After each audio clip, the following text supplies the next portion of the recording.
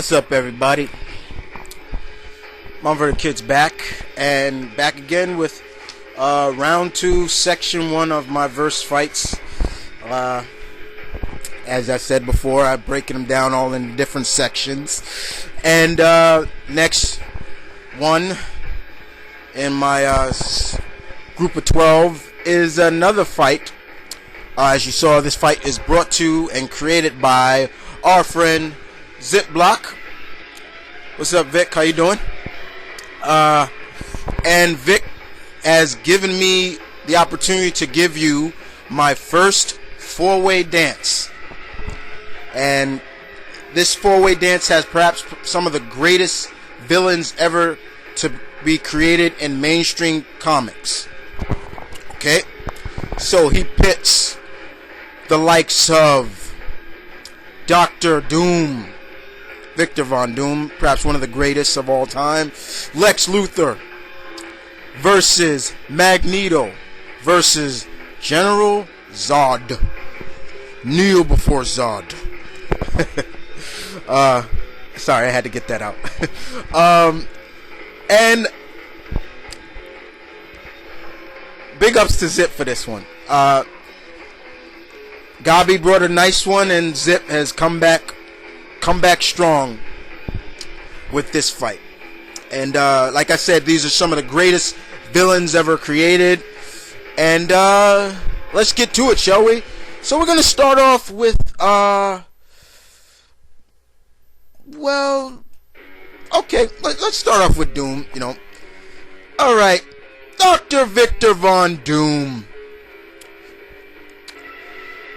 Genius, alchemist, arrogant, brash, malevolent. He is the monarch, the ruler of Latveria. He is basically the evil version of Iron Man. Okay? Very intelligent, highly intelligent. Okay? He feels that no one is better than him. He's the greatest. But he seems to never be able to beat his real arch nemesis, Reed Richards. But Doom is just one of those great villains that you love to see in the books. No doubt about it. Always love to see in the books.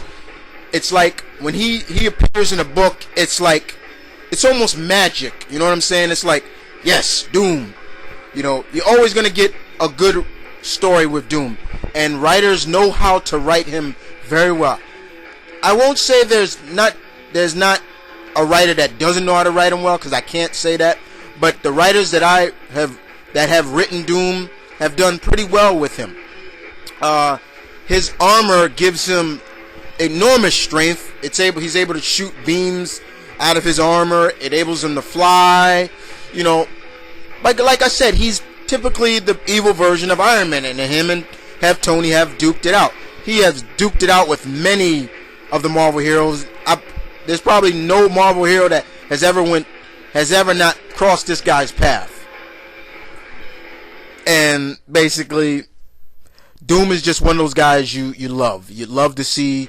You really don't want to see die. But hence in the Ultimate Universe, he did. That's all I'm going to say about Doom. Not too much need to say about Doom that you don't already know. But Doom is just one of those guys you love. Alright? So as always, Doom is one of my top villains, and big ups to Doom. Alrighty then. Next, we go on to Lex Luthor. Probably one of the most quintessential villains of the Superman universe. If you think about Superman, he's probably the first villain to come to your head when you think about Superman. To be honest with me, yes, it's true. When I think about Lex Luthor, or when I think about Superman, he's the first to come to my mind. Before anybody like Parasite and Doom's Dark Side and Bizarro and all these other great Superman villains. But Lex Luthor, he's very gifted. He's probably one of the most gifted beings alive in the DC universe. But he has such a hatred for aliens, interfering aliens, pushing him down to the path of sociopath, basically. You know, so he's also known for being the person that he also known for being that his ends justify the means of approach to life in his single mind. He's very arrogant as well, you know, and I can see why Zip put these guys together. Lex is another arrogant, brash, all about himself, being, you know, villain.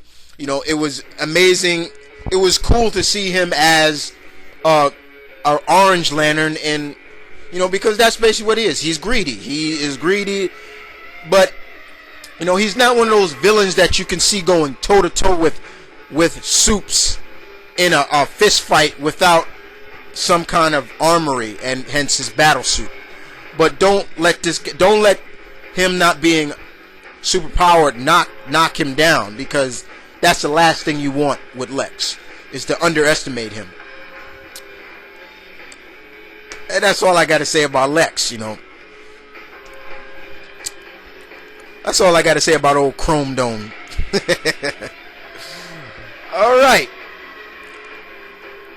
So next, we go to is, Magneto.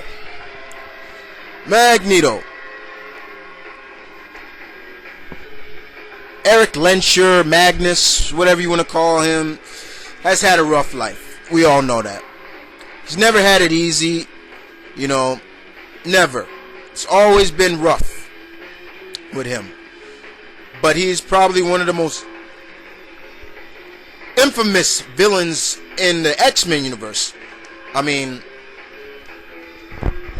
that was the first villain the X-Men went up against. Though he is probably very close friends with Professor Xavier, I always admire Professor Xavier's strength and courtesy to keep Magnus a true friend. You know what I'm saying? But even though their friendship he's loyal to Magnus, but it also has turbulence. You know what I'm saying? And Magnus, in the time, always believed that Homo superior mutants were the next stage of evolution. So down with the regular Homo sapiens, up with the Homo superior. Magneto has the ability basically to, you know, literally manipulate metal, you know. But you know what? As much as that, he's the master of magnetism.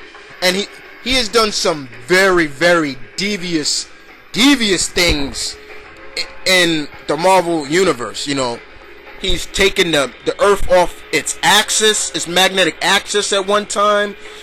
You know, Magneto is very powerful, and I hate when people downplay him and like, all he can do is use his magnet against metal. Bullshit, you know. And as him being part of the X-Men now, that's more bullshit in my bit, because I don't buy his being part of the X-Men 1 second. This guy has his own agenda, and I'm going to leave it at that.